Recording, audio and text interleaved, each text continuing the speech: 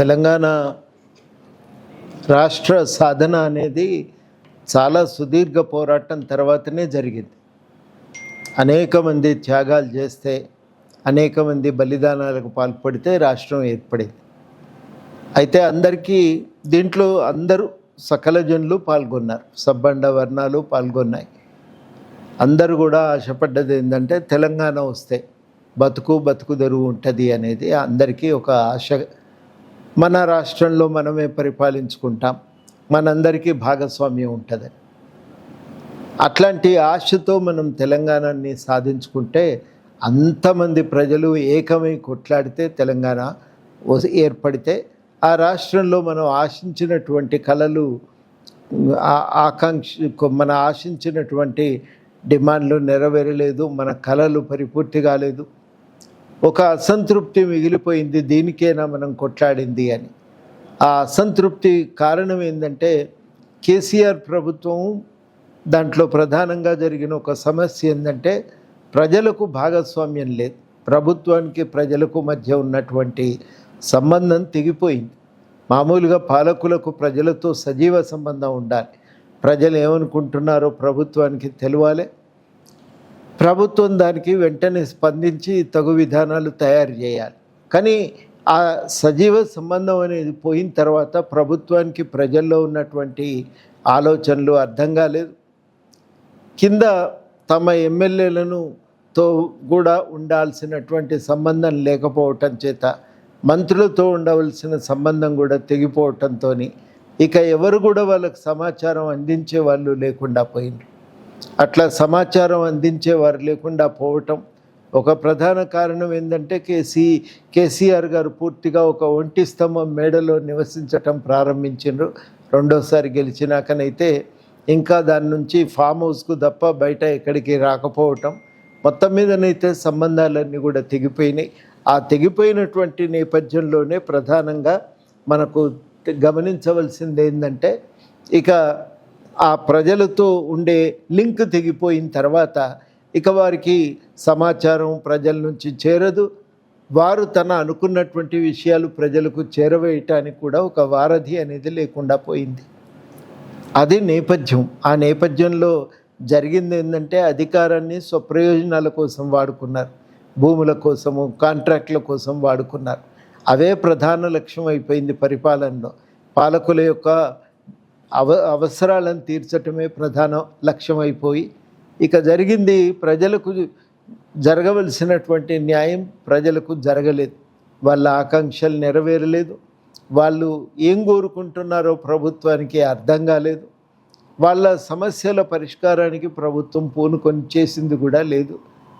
చివరాఖరికి ఏమైందంటే వాళ్ళ ఆస్తులు అయితే పెరిగినాయి, కానీ ప్రజలలో ఆర్థిక పరిస్థితి మాత్రం, ప్రజల ఆర్థిక పరిస్థితి దిగజారిపోయింది. వ్యవసాయంలో ధరలు పెరిగి వాళ్ళ పెట్టుబడి వ్యయం బాగా ఎక్కువైంది. పంటకు మాత్రం రేటు లేదు. దానివల్ల బాగా కష్టపడి పంటలు పండించినా కానీ ఆదాయం లేకపోవటం ఒక ప్రధానమైన సమస్యగా మారిపోయింది. చిన్న చిన్న వృత్తులు చితికిపోయినాయి, వాళ్లకు చేయూత అందలేదు.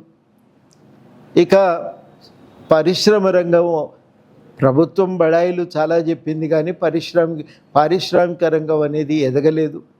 గదే దాంట్లో 7-8 లక్షలు తప్ప ఉద్యోగాలు లేవు. ఇక ఉండేదంతా సేవారంగం మీదే ఆధారపడి బతకవలసి వచ్చింది. వ్యవసాయం నుంచి ఆదాయం లేక చదువుకొని ఒక ప్రత్యామ్నాయం వెతుక్కొని ఆధునిక ఆర్థిక వ్యవస్థలో ప్రవేశిద్దామని కోరుకున్న వాళ్ళందరికీ కూడా బయట ఇంకా అవకాశాలు దొరకలేదు. వాళ్లకు సేవారంగం తప్ప ఇంకో మార్గం లేదు. సేవారంగం అంటే ఉంటుంది, హోటళ్లలో లేకపోతే ఐటీ రంగంలో అక్కడ చదువుకున్న వాళ్ళకే కొన్ని ఉద్యోగాలు. బ్యాంకింగ్, ఇన్సూరెన్స్ సెక్టర్, బాగా చదువుకొని ఇంగ్లీషు వచ్చిన వాళ్ళకు కొంత మంచి జీతంతో కూడినటువంటి ఉద్యోగం. ఈ వర్గాలు మినహాయిస్తే మిగతా వర్గాల్లో మిగిలిన ఉద్యోగాలు ఏంటంటే, ఒకటి డెలివరీ బాయ్స్, ఇక రెండవది ట్రాన్స్పోర్ట్ రంగంలో డ్రైవర్ల పని, ట్యాక్సీ పని, చిన్న చిన్న పనులు చేసుకొని బతికే వాళ్ళ సంఖ్య పెరిగింది. చిన్న చిన్న పనులంటే ఇంటి దగ్గర కూర్చొని ఏ సమోసాలు తయారు చేసి అమ్మటము, కూరగాయలు అమ్ముకోవటము, ఇట్లాంటి పనులు చేసే వాళ్ళ సంఖ్య కూడా పెరిగిపోయి మొత్తానికి తెలంగాణ ఆర్థిక రంగం అనేది చిన్నాభిన్నమైంది. అధికారం అండతో కొంతమంది ఎదిగిపోతే ప్రభుత్వ విధానాల వల్ల కొంతమంది పతనమైపోయినారు. దానివల్ల అగాధం పెరిగిపోయి ప్రజల్లో అసంతృప్తి చాలా తీవ్రమైపోయింది. ఈ అసంతృప్తిని వ్యక్తం చేసే వాళ్ళ మీద దాడి చేస్తే, నోరు మూయిస్తే, మీడియాను ఉపయోగించుకొని విస్తృతంగా ఒక పబ్లిసిటీ చేస్తే అంతా కూడా సద్దుమణుగుతుంది, ఎలక్షన్లో గెలుస్తాము అని చెప్పి ప్రభుత్వం నమ్మింది. ఇంకా ఏమన్నా లోపం ఉంటే పైసలతో పూడ్చుకోవచ్చని కూడా వాళ్ళు గట్టిగా అనుకున్నారు.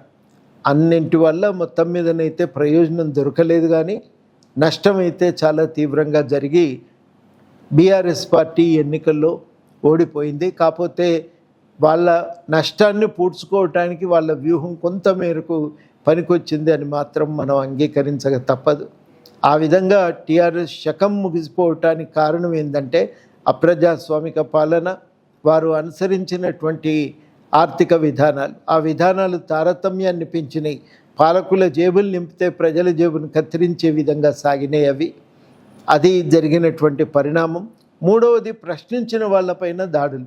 ఎవరు ప్రశ్నించినా వాళ్ళని అరెస్ట్ చేయటం, మీటింగ్లకు అనుమతులు నిరాకరించటం, వాళ్ళని తీసుకుపోయి పోలీస్ స్టేషన్లో కూర్చోబెట్టడం, ఇది చాలా విశృంఖలంగా జరిగింది.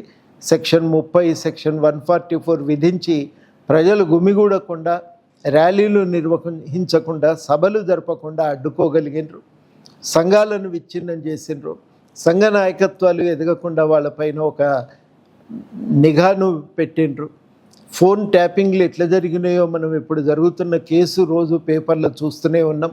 అనేక విధాలుగా ఒక నిర్బంధ విధానాన్ని ఉపయోగించి ప్రజలను అణిచివేసి తాము పరిపాలన కొనసాగించాలని భావించినరు. ఆ విధానాల వల్ల వాళ్ళు ప్రజలకు మరింత దూరమైనరు. ఈ అణిచివేత విధానాల కారణంగా ప్రజలతో ఉండవలసినటువంటి సంబంధాలు, ప్రజా సంఘాలతో ఉండవలసిన సంబంధాలు పూర్తిగా తెగిపోయినాయి. ఆ విధంగా బీఆర్ఎస్ పార్టీ అనేది కుప్పగూలిపోయింది.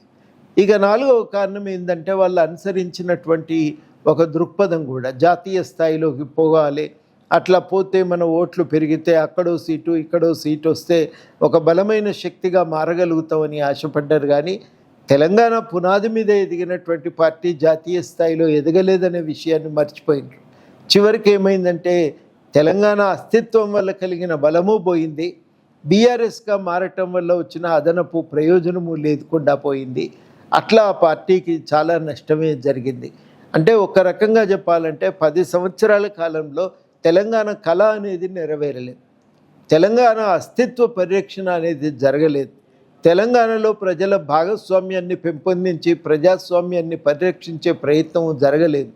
ఇది మనకు ఈ 10 ఏళ్ల కాలంలో జరిగింది. పాలకులు లాభపడ్డారు, ప్రజలు నష్టపోయింది. అది మనకు 2014 తర్వాత జరిగినటువంటి పరిణామం. కేసీఆర్కు మీకు ఎక్కడ విభేదాలు వచ్చినాయి? మా ఇద్దరికి మధ్యన పర్సనల్ వైరుధ్యం లేదు. చాలామంది అనుకుంటారు ఏంటంటే ఎక్కడో ఒక మనం విభేదించినాం, కొట్లాడుకున్నామని. అట్లేం లేదు. ఆయన నన్ను పిలిచి ఎంపీ టికెట్ ఇస్తాను, కాంటాక్ట్ చేయండి, ఢిల్లీలో మాకు వ్యవహారాలు నడపడానికి సహకరించండి అని అడిగిండు.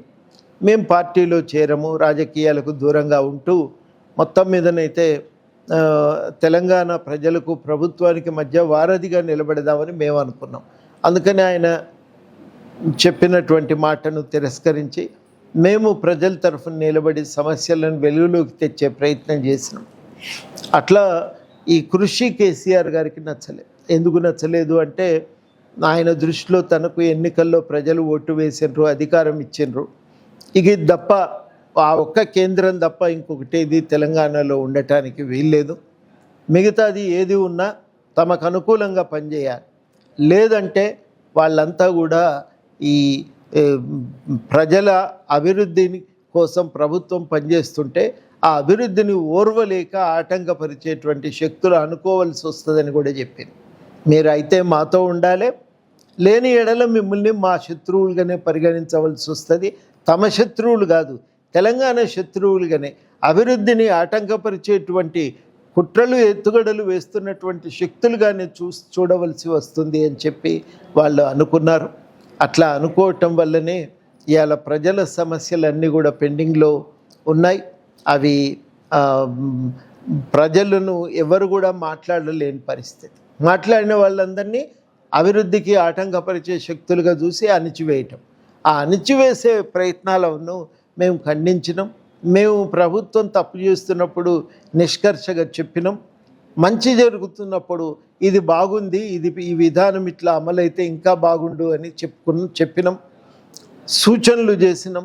తప్పు జరుగుతున్నప్పుడు ఎత్తి చూపినాం. కొన్నిసార్లు ప్రభుత్వం విధానాలు బాగలేకపోతే నిరసన వ్యక్తం చేసినాం. ఇది మేము చేసినటువంటి పని. ఇది ఆయనకు నచ్చలే. ఉంటే తాను ఉండాలి, తనతో ఉండాలి, లేకపోతే ఇంకొకరెవరు ఉండటానికి వీల్లేదు.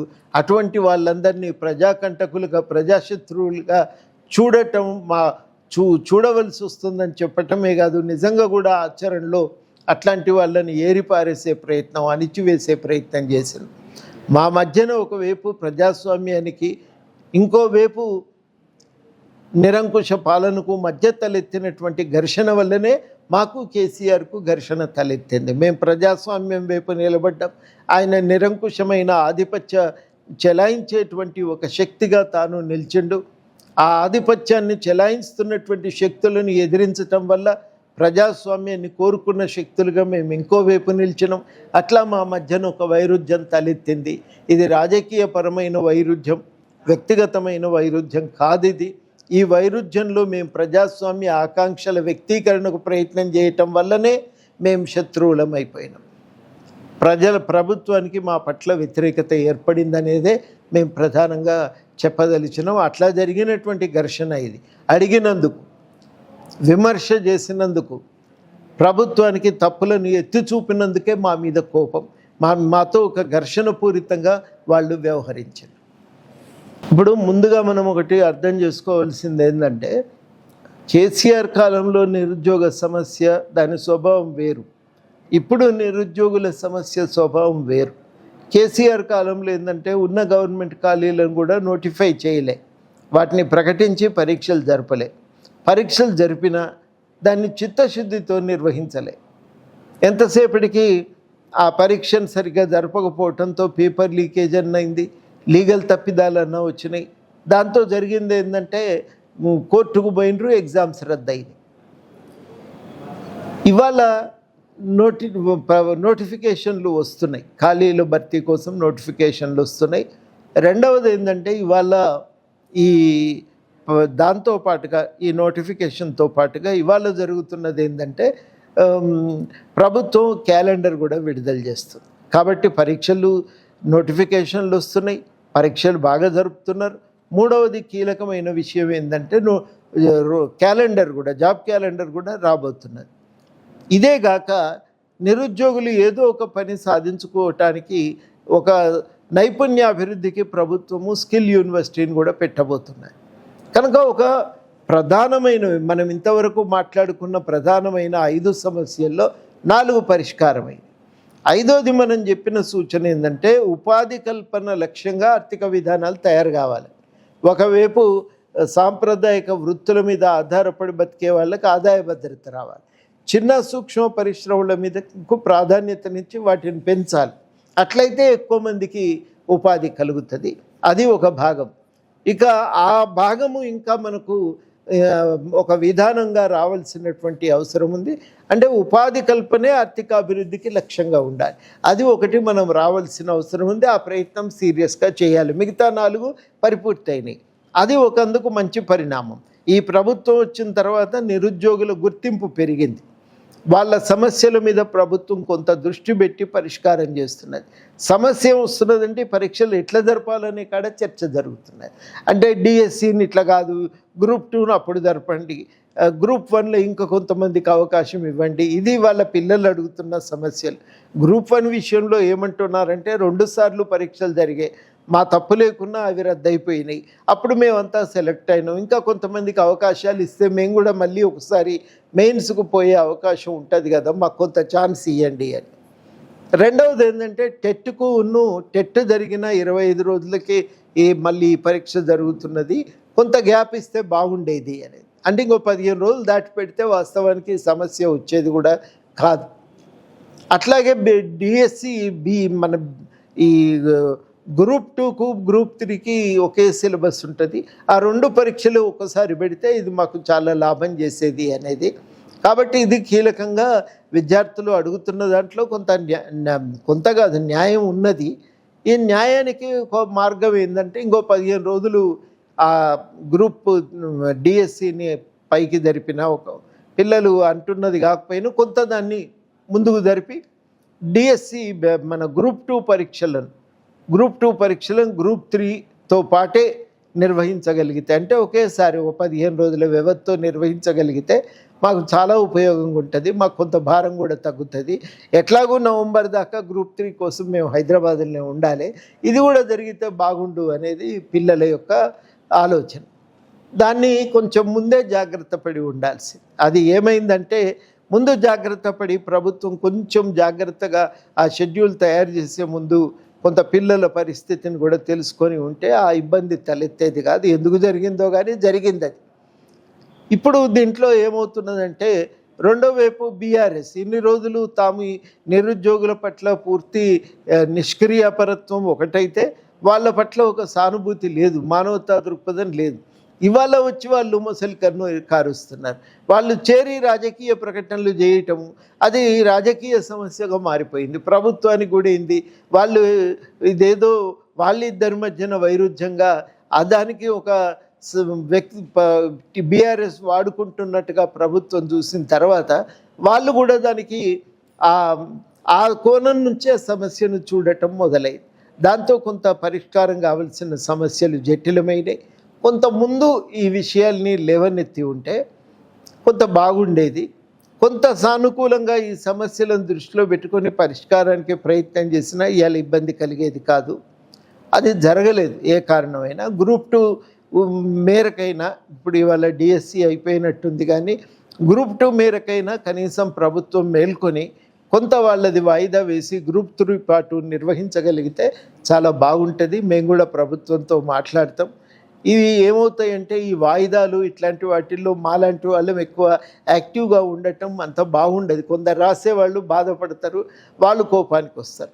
కాబట్టి కొంత జాగ్రత్త పడవలసి వస్తుంది. రెండవది, మనం అనుకుంటున్న చాలా డిమాండ్లు నెరవేరుతున్నాయి. అందుకని మేమేం చేస్తున్నామంటే ఇది అంతర్గతంగా ప్రభుత్వంతో ఈ విద్యార్థుల యొక్క ఆందోళన, యువకుల యొక్క ఆలోచనలు వాళ్ళు ప్రభుత్వానికి చేరవేసే ప్రయత్నం చేస్తున్నాం. ఒకటి అది. రెండవది, మేము చేస్తున్న ప్రయత్నం ఏంటంటే వీలైనంత మేరకు చర్చల ద్వారా దీన్ని పరిష్కరించే ప్రయత్నం చేస్తున్నాం. ఇది వాళ్ళ ఉన్నటువంటి వాస్తవం. ఇది ఇప్పుడు ఏం చేస్తున్నారు, కొంతమంది దీన్ని ఒక తమ మేరకు కావలసిన రాజకీయ అవసరాలను దృష్టిలో పెట్టుకొని ఆలోచిస్తున్నారు తప్ప నిరుద్యోగ యువకుల్ని మనం ఎట్లా, వాళ్ళ సమస్య ఏంటిది, వాళ్లకు మనం ఎట్లా సహాయపడగలమనే విషయాల మీద వాళ్ళు దృష్టి పెడతలేరు. అది దాంతో ఇది ఇంకింత జటిలమై కూర్చున్నారు. సరే, ఇప్పటికీ జరిగింది. మళ్ళా జాబ్ క్యాలెండర్ ఇచ్చేటప్పుడు ఈ జాగ్రత్త పాటించాలి ఒకటి. రెండవది, ఇప్పటికైనా గ్రూప్ 2 అభ్యర్థుల సమస్యకు మనం పరిష్కారాన్ని చూపెట్టే ప్రయత్నం చేయాలి. ఇవి రెండూ చేయగలిగితే తక్షణం కొంత ఆవేదన అనేది తగ్గుతుంది. కొంత ఒక 10 రోజులు గ్రూపు డిఎస్సిని వెనకకి జరపగలిగితే బహుశా అది కూడా వాళ్ళకు కొంత స్వాంతనని ఇవ్వగలుగుతుందని అనుకుంటున్నా. ఇవన్నింటినీ మనం ప్రభుత్వం దృష్టిలో పెట్టుకొని కొంత ఆలోచన చేస్తే మన పిల్లలే కదా ఆఖరికి, వాళ్ళ పట్ల కొంత పుత్రవాత్సల్యమే ఉండాలి. అది తప్పదు. అది వాళ్ళు ఏ కోపము ప్రదర్శించినా వాళ్ళ పట్ల వైరుధ్యం లేదు. ఏది ఉన్నా మిత్రవైరుధ్యమే. అది దాన్ని ఆ రకంగా ప్రభుత్వం జాగ్రత్తగా పరిష్కరించుకోవాల్సి ఉంటుంది. మా మేరకు మేము తప్పకుండా చాలా ప్రధాన డిమాండ్లు గవర్నమెంట్ అంగీకరించినటువంటి పరిస్థితుల రీత్యా మనకు కూడా కొంత సానుకూలత అనేది ఉంది ప్రభుత్వం పట్ల. దాన్ని కూడా దృష్టిలో పెట్టుకొని ఇప్పుడున్న రాజకీయ వాతావరణంలో ఏ మేరకు ప్రభుత్వాన్ని ఎట్లా కన్విన్స్ చేయాలో ఆ మేరకు ప్రభుత్వంతో మాట్లాడే ప్రయత్నం తప్పకుండా చేస్తాము. అది ఒక బాధ్యతగానే తీసుకుంటామని కూడా పిల్లలకు మేము అంటూ ఉన్నాం. ఇవాళ ఇది మనం ప్రధానంగా గ్రహించాలి. మీడియాలో కూడా ఒక సమస్య ఏమైందంటే అప్పటి ఉద్యమము ఇప్పటి ఉద్యమానికి మధ్యన స్వభావంలో ఉన్న తేడాలను చూస్తలేదు. అందువల్ల ఏమవుతుందంటే రెండింటిని ఒకే ఘాటిని పెట్టి చూస్తున్నారు. ఇది వేరు, స్వభావం వేరు. అప్పుడు ఉద్యోగాలు రాని నేపథ్యం, నిరుద్యోగుల సమస్యల పరిష్కారానికి విధానాలు లేని సమయం అప్పటి పరిస్థితి. ఇప్పుడు అవి జరుగుతున్నాయి. ఇప్పుడు వస్తుంది ఏంటంటే పరీక్షలను ఇట్లా నిర్వహించాలని. కొంత హేతుబద్ధమైన చర్చకు కనుక మీడియా పూనుకొని ఉంటే అప్పుడు బహుశా కొంత గవర్నమెంట్ కూడా ముందే కళ్ళు తెరిచి సమస్య పరిష్కారానికి పూనుకునేది. మన దృష్టి ఎట్లా ఉంటుందంటే మనలాంటి వాళ్ళందరిది నోటిఫికేషన్లు వచ్చినాయి, రాసుకుంటున్నారు, కానీ పరీక్ష కూడా బాగానే జరిగింది అంటున్నారు. మిగతా వాటిల్లో మనం ఎందుకు పోం కదా. ఇప్పుడు ఈ చిక్కు సమస్యలను ప్రభుత్వం కొంచెం దృష్టి పెట్టి భవిష్యత్తులో ఇట్లాంటివి రాకుండా చూసుకోవాలని చెప్పి ప్రభుత్వాన్ని కోరుతున్నా. ఈ మార్పును విద్యార్థులు కూడా కొంత, ఈ నిరుద్యోగులు కూడా కొంత సంయమనంతో అర్థం చేసుకొని తదనుగుణంగా వాళ్ళు కూడా వ్యూహాలను రూపొందించుకోవాలని వాళ్ళకు కూడా మనం కోరవలసి ఉంటుంది. కేసీఆర్ భూమిని కేవలం రియల్ ఎస్టేట్ కోణం నుంచి చూసిండు. భూమి అంటే ఒక మార్కెట్, వాణిజ్య వస్తువు, ఒక మార్కెట్లో ఆ సరుకు అనుకున్నాడు. కానీ అది రైతులకు ఆత్మగౌరవము, ఆదాయ భద్రతను కల్పించేటువంటి ఒక వనరు అనేది ఆయన గుర్తించలేదు, చూడలేదు. ఆ ప్రాథమిక విషయాన్ని ఆయన చూడటానికి నిరాకరించిండు. అందుకని ఎంతసేపు డబ్బు పరపతి కలిగి భూమితో వ్యాపారం చేసే కోణం నుంచే సమస్యను పరిష్కరించే ప్రయత్నం చేసిండు. అది కరెక్ట్ కాదు. భూమి అనేది ప్రజలకు ఒక బతుకు తెరువుకు ఆధారం అనుకున్నప్పుడు దాన్ని ప్రజలకు లాభపడే రీతిలో పరిష్కరించే ప్రయత్నం జరగాలి. ఆ కోణం మర్చిపోవటం చేత చాలా తప్పులు జరిగినాయి. చిన్న రైతులు భూమి హక్కులను గుర్తించలేదు. కాస్తకార్ కాలం అంటాం కదా, దాంట్లో రైతుల పేర్లు జోడించే బదులు ఆ కాస్తకార్ కాలంనే తీసి పారేసిండు. ఇట్లాంటివి చాలా అంశాలు ఉన్నాయి. వాటిని ప్రభుత్వం గుర్తించలేదు, పరిష్కరించేటువంటి ప్రయత్నం కూడా చేయలేదు. ఆ చేయకపోవటం చాలా రకాలుగా భూమి సమస్య అనేది గందరగోళం అయిపోయింది. ఎప్పుడో వెనకటికి భూమి అమ్మిన వాళ్ళ పేర్లు మళ్ళా రికార్డు మీదకి వచ్చినాయి. వచ్చేసరికి పరిష్కారమైనటువంటి వైరుధ్యాలు మళ్ళీ ముందుకు వచ్చినాయి. ముందుకు రావటంతో ఇవాళ చట్టాన్ని ఆసరాగా చేసుకొని బలవంతంగా రైతును బేదఖలు చేసి భూమి మీదకి రావటానికి ప్రయత్నాలు జరుగుతూ ఉన్నాయి. ఇవన్నీ కూడా చాలా తీవ్రమైనటువంటి సమస్యలు. ఎప్పుడో పరిష్కారం అయిపోయిన సమస్యలు ఇవాళ మళ్ళీ ముందుకు వచ్చినాయి. గ్రామాలలో లేని తగాదాలు ప్రారంభమైనాయి. అనవసరమైనటువంటి వైరుధ్యాలు పెరిగినాయి. ఇవన్నింటికీ కూడా ధరణి అనేది కారణమైంది. మరోవైపు ప్రభుత్వ భూములను హైదరాబాద్ చుట్టుపక్కల గుర్తించటం, తమ పేరు మీదకి వాటిని మార్చుకునేటువంటి విధంగా ఆ మొత్తం ధరణి కంప్యూటర్ వ్యవస్థను, సాఫ్ట్వేర్ను ఉపయోగించాను. అది పూర్తిగా వాళ్ళకు కావలసిన కంపెనీ ఆ ధరణి సాఫ్ట్వేర్ను నడిపేవాళ్ళు. వాళ్ళ చేతిలో ఆ సాఫ్ట్వేర్ ఉండటం వల్ల ఆ సాఫ్ట్వేర్ను జాగ్రత్తగా భూములను తమ పేరు, చిక్కు సమస్యలు ఉన్నటువంటి భూములను తమ పేరు మీదకి రాయించుకోవటానికి, దాన్ని ఎవరు అధికారాన్ని లేనటువంటి ప్రభుత్వ భూములను, ఖారీజ్ ఖాతా భూములను కూడా తమ పేరు మీదకి మార్చుకోవటానికి ఈ వ్యవస్థను వాడుకున్నారు. తమ ప్రయోజనము రియల్ ఎస్టేట్ అవసరాలకు ప్రాధాన్యతనిచ్చినంతగా రైతుల ప్రయోజనాలను ప్రభుత్వం చూడలేదు, రైతుల అవసరాలను చూడలేదు. దానివల్లనే రైతులు చాలామంది గందరగోళంలో పడ్డారు. ఆఫీసుల చుట్టూ తిరగవలసి వచ్చింది. లంచాలు కట్టలేక, ఆ భారాన్ని మోయలేక చాలామంది, నాకు తెలిసి 50 మంది రైతులన్నా ఆత్మహత్యలు చేసుకొని ఉంటారు. వాళ్ళు ఆత్మహత్య చేసుకున్న సందర్భాలు, కిరసనాయిల్తో, పెట్రోల్ డబ్బాలతో ఆఫీసులోకి పోయి బెదిరించిన ఉదంతాలు, ఆఖరికి ఒక సందర్భంలోనైతే తహసీల్దార్కే నిప్పు పెట్టినటువంటి వైనం మనం చూసింది. ఇవన్నీ కూడా కనుక ఇది సమస్యను జటిలం చేసింది కానీ భూమి సమస్యలను, భూమి వివాదాలను జటిలం చేసింది కానీ పరిష్కారం చేయలేదు. ఈ నేపథ్యంలో ఆ భూమి సమస్య పరిష్కారం పేరుతో మధ్యదళారులు లాభపడ్డారు కానీ ప్రభుత్వానికి దానివల్ల మేలు కలగలేదు. రైతులకు దాని వల్ల చాలా తీవ్రమైనటువంటి నష్టం జరిగింది. ఇప్పుడు 6 నెలలు 7 నెలలు ఇవి తొందరగా అయిపోతాయి అన్నీ అనుకుంటే చాలా పొరపాటు. సమయం పడుతుంది కదా. వాళ్ళు ఒకటొకటి అమలు చేసుకుంటూ వస్తున్నారు, ప్రణాళికలు ప్రకటిస్తున్నారు. నైపుణ్య అభివృద్ధి కోసం యూనివర్సిటీ పెడతామంటున్నారు. మొత్తంగా భూ సమస్యల పరిష్కారానికి ధరణిలో సంస్కరణలు తీసుకొస్తున్నారు. భూ సంబంధాలకు సంబంధించి ఒక సమగ్ర చట్టాన్ని రూపొందించే ప్రయత్నం చేస్తున్నారు. ప్రధానమైన అంశాలు పింఛన్లకు సంబంధించిన వాళ్ళ సరే అది కాకపోయినా కొన్ని సంక్షేమ పథకాలు అమలైన కొన్ని కావాల్సిన అవసరం అయితే ఉంది.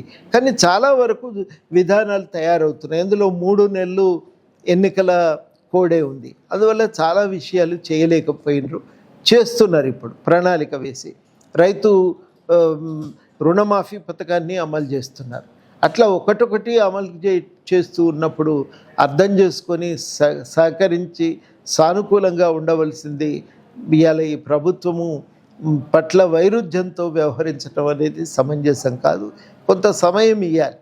ఇదే కాలంలో ఇట్లానే ప్రజలు మాట్లాడితే ఇప్పుడిప్పుడే నడక నేర్చుకున్నటువంటి పసిబాలుడు ఈ ప్రభుత్వాన్ని ఈ దశలో అంటారా అని ఆ రోజు ఎగిరిపడ్డారు. ఇవాళ మరి ఆ విషయం గుర్తుకు రాలేదా? మీరు మర్చిపోయినరా? ఇది అర్థం చేసుకొని వ్యవహరిస్తే వాళ్ళకు కూడా మర్యాదగా ఉంటుంది, ప్రజలకు కూడా లాభం జరుగుతుంది. ఇప్పుడు ముందుగా మనం ఒకటి అర్థం చేసుకోవాల్సింది ఏంటంటే, కేసీఆర్ కాలంలో నిరుద్యోగ సమస్య దాని స్వభావం వేరు, ఇప్పుడు నిరుద్యోగుల సమస్య స్వభావం వేరు.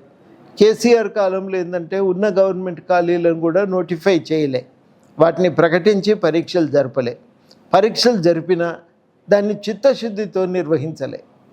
ఎంతసేపటికి ఆ పరీక్షను సరిగ్గా జరపకపోవడంతో పేపర్ లీకేజ్ అన్నైంది, లీగల్ తప్పిదాలన్నా వచ్చినాయి. దాంతో జరిగింది ఏంటంటే కోర్టుకు పోయినరు, ఎగ్జామ్స్ రద్దయింది. ఇవాళ నోటిఫికేషన్లు వస్తున్నాయి, ఖాళీల భర్తీ కోసం నోటిఫికేషన్లు వస్తున్నాయి.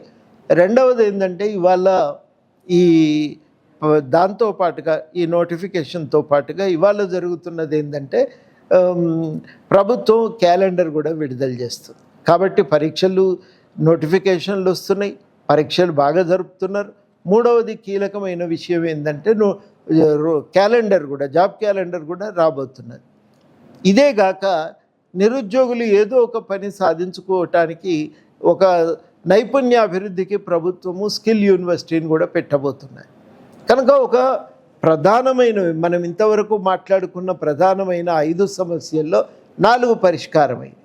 5వది మనం చెప్పిన సూచన ఏంటంటే ఉపాధి కల్పన లక్ష్యంగా ఆర్థిక విధానాలు తయారు కావాలి.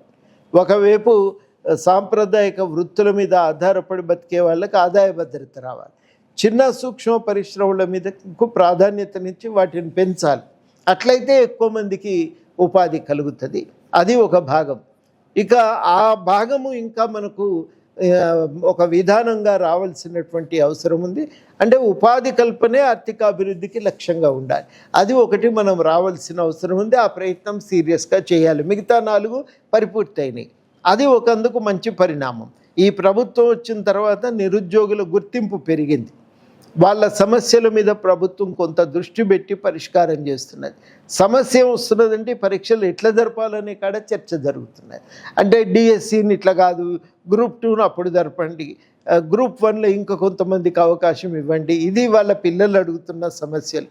గ్రూప్ 1 విషయంలో ఏమంటున్నారంటే 2 సార్లు పరీక్షలు జరిగాయి, మా తప్పు లేకున్నా అవి రద్దయిపోయినాయి, అప్పుడు మేమంతా సెలెక్ట్ అయినాం, ఇంకా కొంతమందికి అవకాశాలు ఇస్తే మేము కూడా మళ్ళీ ఒకసారి మెయిన్స్కు పోయే అవకాశం ఉంటుంది కదా, మాకు కొంత ఛాన్స్ ఇవ్వండి అని. రెండవది ఏంటంటే టెట్ జరిగిన 25 రోజులకి మళ్ళీ ఈ పరీక్ష జరుగుతున్నది, కొంత గ్యాప్ ఇస్తే బాగుండేది అనేది. అంటే ఇంకో 15 రోజులు దాటి పెడితే వాస్తవానికి సమస్య వచ్చేది కూడా కాదు. అట్లాగే డిఎస్సి మన ఈ గ్రూప్ 2కు గ్రూప్ 3కి ఒకే సిలబస్ ఉంటుంది.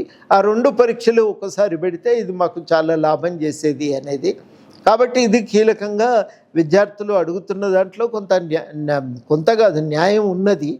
ఈ న్యాయానికి ఒక మార్గం ఏంటంటే ఇంకో 15 రోజులు ఆ గ్రూప్ డిఎస్సిని పైకి జరిపిన ఒక పిల్లలు అంటున్నది కాకపోయినా కొంత దాన్ని ముందుకు జరిపి డిఎస్సి మన గ్రూప్ 2 పరీక్షలను గ్రూప్ 3తో పాటే నిర్వహించగలిగితే, అంటే ఒకేసారి 15 రోజుల వ్యవధితో నిర్వహించగలిగితే మాకు చాలా ఉపయోగంగా ఉంటుంది, మాకు కొంత భారం కూడా తగ్గుతుంది. ఎట్లాగో నవంబర్ దాకా గ్రూప్ 3 కోసం మేము హైదరాబాద్లోనే ఉండాలి, ఇది కూడా జరిగితే బాగుండు అనేది పిల్లల యొక్క ఆలోచన. దాన్ని కొంచెం ముందే జాగ్రత్త పడి ఉండాల్సింది. అది ఏమైందంటే ముందు జాగ్రత్త పడి ప్రభుత్వం కొంచెం జాగ్రత్తగా ఆ షెడ్యూల్ తయారు చేసే ముందు కొంత పిల్లల పరిస్థితిని కూడా తెలుసుకొని ఉంటే ఆ ఇబ్బంది తలెత్తేది కాదు. ఎందుకు జరిగిందో కానీ జరిగింది అది. ఇప్పుడు దీంట్లో ఏమవుతున్నదంటే రెండో వైపు బీఆర్ఎస్ ఇన్ని రోజులు తాము ఈ నిరుద్యోగుల పట్ల పూర్తి నిష్క్రియాపరత్వం ఒకటైతే వాళ్ళ పట్ల ఒక సానుభూతి లేదు, మానవతా దృక్పథం లేదు. ఇవాళ వచ్చి వాళ్ళు ముసలి కన్ను కారుస్తున్నారు. వాళ్ళు చేరి రాజకీయ ప్రకటనలు చేయటం అది రాజకీయ సమస్యగా మారిపోయింది, ప్రభుత్వానికి కూడా అయింది.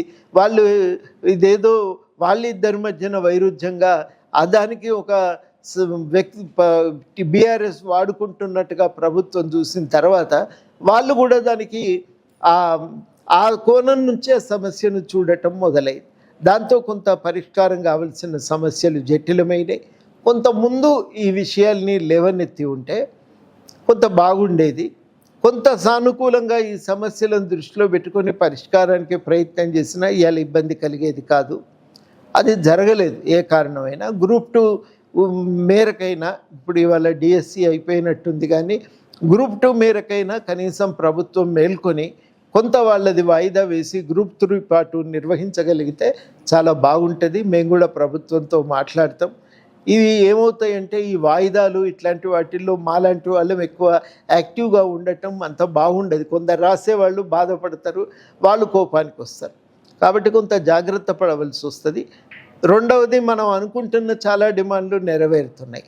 అందుకని మేమేం చేస్తున్నామంటే ఇది అంతర్గతంగా ప్రభుత్వంతో ఈ విద్యార్థుల యొక్క ఆందోళన, యువకుల యొక్క ఆలోచనలు వాళ్ళు ప్రభుత్వానికి చేరవేసే ప్రయత్నం చేస్తున్నాం.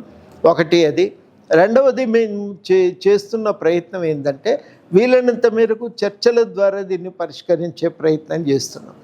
ఇది వాళ్ళ ఉన్నటువంటి వాస్తవం. ఇది ఇప్పుడు ఏం చేస్తున్నారు, కొంతమంది దీన్ని ఒక తమ మేరకు కావలసిన రాజకీయ అవసరాలను దృష్టిలో పెట్టుకొని ఆలోచిస్తున్నారు తప్ప నిరుద్యోగ యువకుల్ని మనం ఎట్లా, వాళ్ళ సమస్య ఏంటిది, వాళ్ళకు మనం ఎట్లా సహాయపడగలమనే విషయాల మీద వాళ్ళు దృష్టి పెడతలే. అది దాంతో ఇది ఇంకింత జటిలమై కూర్చున్నారు. సరే, ఇప్పటికీ జరిగింది. మళ్ళా జాబ్ క్యాలెండర్ ఇచ్చేటప్పుడు ఈ జాగ్రత్త పాటించాలి ఒకటి. రెండవది, ఇప్పటికైనా గ్రూప్ 2 అభ్యర్థుల సమస్యకు మనం పరిష్కారాన్ని చూపెట్టే ప్రయత్నం చేయాలి. ఇవి రెండూ చేయగలిగితే తక్షణం కొంత ఆవేదన అనేది తగ్గుతుంది. కొంత ఒక 10 రోజులు గ్రూపు డిఎస్సిని వెనకకి జరపగలిగితే బహుశా అది కూడా వాళ్ళకు కొంత స్వాంతనని ఇవ్వగలుగుతుందని అనుకుంటున్నా. ఇవన్నింటినీ మనం ప్రభుత్వం దృష్టిలో పెట్టుకొని కొంత ఆలోచన చేస్తే మన పిల్లలే కదా ఆఖరికి, వాళ్ళ పట్ల కొంత పుత్రవాత్సల్యమే ఉండాలి. అది తప్పదు. అది వాళ్ళు ఏ కోపము ప్రదర్శించినా వాళ్ళ పట్ల తోని వైరుధ్యం లేదు, ఏది ఉన్నా మిత్ర వైరుధ్యమే. అది దాన్ని ఆ రకంగా ప్రభుత్వం జాగ్రత్తగా పరిష్కరించుకోవాల్సి ఉంటుంది.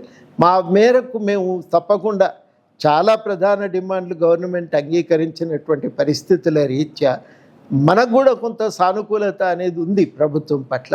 దాన్ని కూడా దృష్టిలో పెట్టుకొని ఇప్పుడున్న రాజకీయ వాతావరణంలో ఏ మేరకు ప్రభుత్వాన్ని ఎట్లా కన్విన్స్ చేయాలో ఆ మేరకు ప్రభుత్వంతో మాట్లాడే ప్రయత్నం తప్పకుండా చేస్తాము. అది ఒక బాధ్యతగానే తీసుకుంటామని కూడా పిల్లలకు మేము అంటూ ఉన్నాం. ఇవాళ ఇది మనం ప్రధానంగా గ్రహించాలి. మీడియాలో కూడా ఒక సమస్య ఏమైందంటే అప్పటి ఉద్యమము ఇప్పటి ఉద్యమానికి మధ్యన స్వభావంలో ఉన్న తేడాలను చూస్తలేదు. అందువల్ల ఏమవుతుందంటే రెండింటిని ఒకే ఘాటిని పెట్టి చూస్తున్నారు. ఇది వేరు, స్వభావం వేరు. అప్పుడు ఉద్యోగాలు రాని నేపథ్యం, నిరుద్యోగుల సమస్యల పరిష్కారానికి విధానాలు లేని సమయం అప్పటి పరిస్థితి. ఇప్పుడు అవి జరుగుతున్నాయి. ఇప్పుడు వస్తుంది ఏంటంటే పరీక్షలను ఇట్లా నిర్వహించాలని కొంత హేతుబద్ధమైన చర్చ కనుక మీడియా పూనుకొని ఉంటే అప్పుడు బహుశా కొంత గవర్నమెంట్ కూడా ముందే కళ్ళు తెరిచి సమస్య పరిష్కారానికి పూనుకునేది. మన దృష్టి ఎట్లా ఉంటుందంటే మనలాంటి వాళ్ళందరిది నోటిఫికేషన్లు వచ్చినాయి, రాసుకుంటున్నారు, కానీ పరీక్ష కూడా బాగానే జరిగింది అంటున్నారు. మిగతా వాటిల్లో మనం ఎందుకు పోం కదా. ఇప్పుడు ఈ చిక్కు సమస్యలను ప్రభుత్వం కొంచెం దృష్టి పెట్టి భవిష్యత్తులో ఇట్లాంటివి రాకుండా చూసుకోవాలని చెప్పి ప్రభుత్వాన్ని కోరుతున్నా.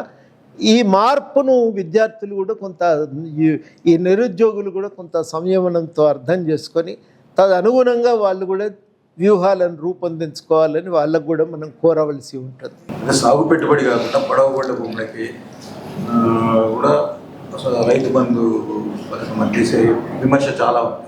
సెలబ్రిటీలకు ఇస్తున్నారు, పెద్ద రైతులకు ఇస్తున్నారు అనేది, దాన్ని ఎట్లా చూస్తారు మీరు? వాస్తవం అది. ఎక్కడ పోయినా రైతులు మాకేం లాభం వచ్చింది అంటే, ఒకవైపు ఆర్థికంగా దుర్భర పరిస్థితి, వాళ్ళకు పెట్టుబడి పెరిగింది, ఆదాయం తగ్గింది. దాంతో ఏమైందంటే మిగులు లేకుండా పోయింది. అందులో వ్యవసాయం రెక్కల కష్టం చేస్తే దాంట్లో మిగులు లేదు. నేను చాలా చోట్ల రైతుల దగ్గర కూర్చొని లెక్కలు తీసిన పంట ఖర్చులు అవి మొత్తం. ఒకరు ఉన్నప్పుడైతే తప్పు చెప్తారు, ఊళ్ళో 20 మంది ఒక చోట కూర్చున్న కడబోయి లెక్కలు అడిగితే ఒకరు తప్పు చెప్తే ఇంకోరు సరి చేసి మొత్తానికి ఒక కరెక్ట్గా పిక్చర్ వచ్చింది. ఎకరా మీద వడ్లు వండిస్తే 4-5 వేలు మిగలటం కూడా కష్టంగా ఉంది. వాటితో సంవత్సరం అంతా బతకలేరు కదా. కొంత తిండి గింజలు అవి పోను, ఇక వాళ్ళకు మిగిలేది కూడా చాలా తక్కువ.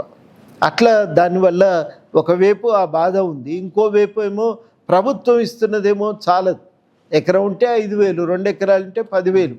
మన దగ్గర 88% రైతులు చిన్న సన్న రైతులు, అంటే 5 ఎకరాల లోపు. మహా అయితే వాళ్ళకు 15-20 వేలు వాళ్ళకు దొరుకుతాయి. ఇక 7.5 ఎకరాలు కనుక తీసుకుంటే 98% రైతులు అంతే ఉంటాయి. ఆ వాళ్లకు ఈ వచ్చిన పెట్టుబడి అనేది చాలదు. కొంచెం 12-13 ఎకరాలు దాటితే అప్పుడు వాళ్ళకు దాంతో లాభం ఉంటుంది. రెండవ సమస్య ఏంటంటే, ఏ వ్యవసాయము చేయనటువంటి వాళ్ళు బెంజ్ కారులో వచ్చి, పెద్ద పడవల లాంటి కారులో వచ్చి వాళ్ళు రైతు బంధు ఎత్తుకుంటున్నారు. అది చూసేసరికి మామూలు రైతుకు కడుపు మండింది. వాళ్ళకు లక్షలు వస్తున్నాయి, నేను ఇంత కష్టపడుతున్న వ్యవసాయం చేస్తున్నా, నాకేం లేదు కదా అనేది అదొక బాధ. ఇట్లా అదేమైందంటే చిన్న రైతుల్లో ప్రభుత్వం పట్ల అసలే ఆర్థిక పరిస్థితి బాగాలేదు. ఈ ప్రభుత్వ విధానం ఏమైందంటే పుండుకు కారం రాసినట్టయింది. అందుకని వాళ్ళు తీవ్రమైన అసంతృప్తిని వ్యక్తం చేశారు. పైసలు ఉన్నోళ్ళకే లాభం చేస్తున్నది, కానీ ఈ ప్రభుత్వం ప్రజలందరికీ మేలు చేసే ఆలోచనతో లేదు అని ఒక నిర్ణయానికి వచ్చిండ్రు. ఇక అందువల్లనే